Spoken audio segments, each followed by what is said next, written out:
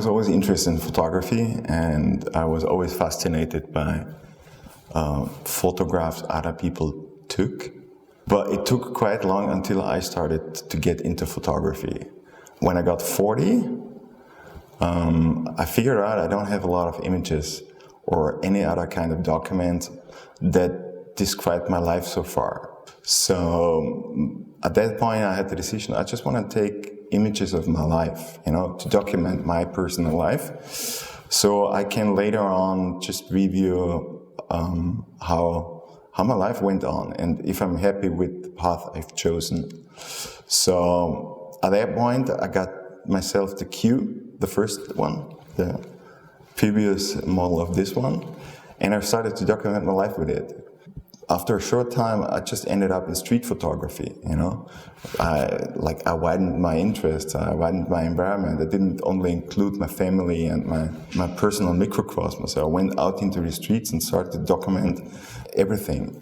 And from that moment, photography became a really important part of my life. Actually, it's a universal language that everybody in the world understands.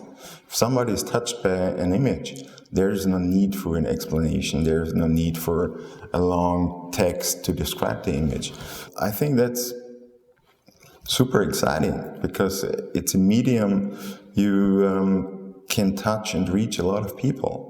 Not only for transporting information, like in documentary photography, but also like in the artistic way, you can create images. You can express a feeling through photography. So the possibilities in photography are kind of endless. I don't know if I fit into in a corner or fit into a genre, but at the end of the day, for me, it's always about humans, about life. So one can say that my photography is from a human, about humans. Street photography changed my view on life totally. I became more attentive. I became more aware of my surroundings. I started to be more in the moment, starting to rush less.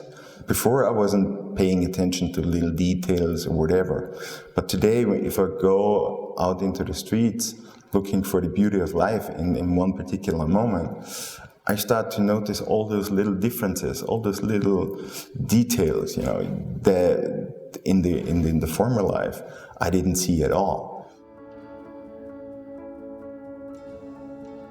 The most important thing in photography for me personally is how I feel in the moment. The story the image tells, or the story you want to tell.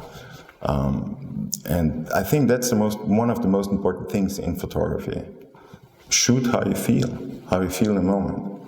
Anything else comes later. I would say a picture that has a soul, picture that tells a story.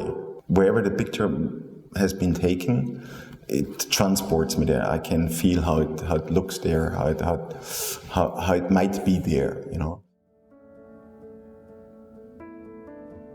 Like I said in the beginning, when I started with photography, I got myself the Leica Q.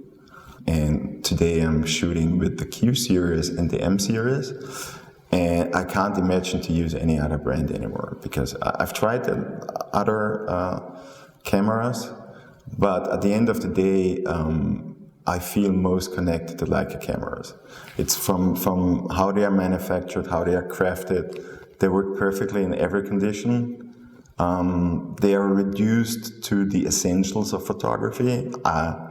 Everything's easy to adjust. You don't have like 15 buttons or whatever. You can concentrate on making pictures and you can rely on the technique. For me personally, it's the one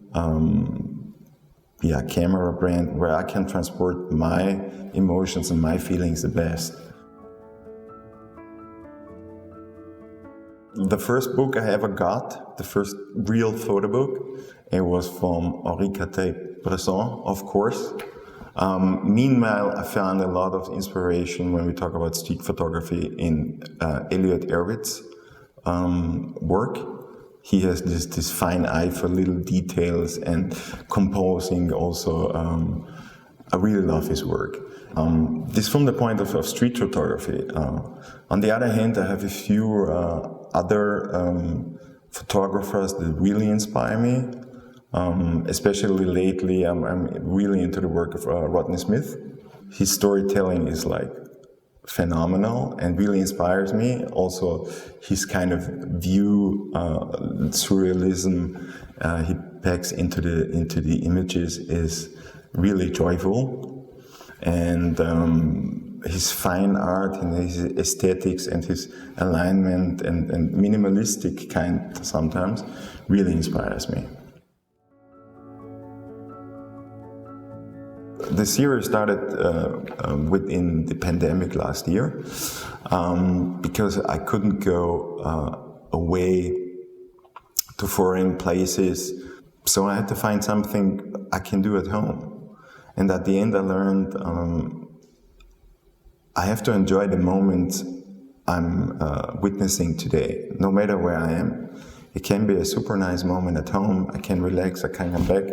But in this stressed world we are today, we are not enjoying the moments anymore. We're just rushing from one appointment to the other, trying to catch one highlight after the other.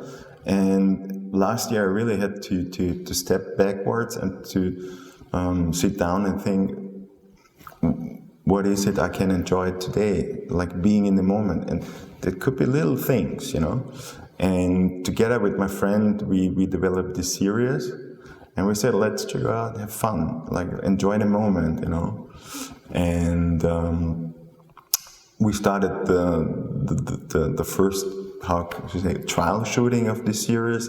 We started at the lake last year in summer, and we just had fun. And it's an ongoing series. So we try to meet now regularly wherever we go to. We try to continue the story. It's like the images are called A Day at the Lake, A Day in the Mountains, A Day in the Vineyards. So it's all about enjoying the moments in this area where we are. I've gone through his work, and it's pretty impressive, you know. It seems like the world has stopped, but he, as I know, has been inspired by a former painter who painted about images of this area, and he wanted to go there and document the life there. And his images are like little poems to a post area where he documents the life as it is today, where you think like clocks have stopped, where people still live kind of in a different age. And I can feel being there in his images, honestly, and wants me to go there, to see these places and to explore it for myself. So I'm pretty impressed by his work. It touches me.